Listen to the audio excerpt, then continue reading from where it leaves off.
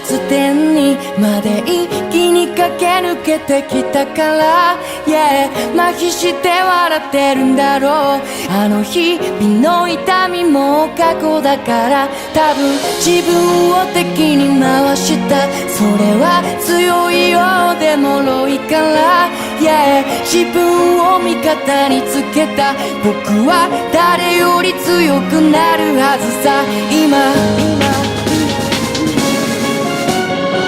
最高到達点にまで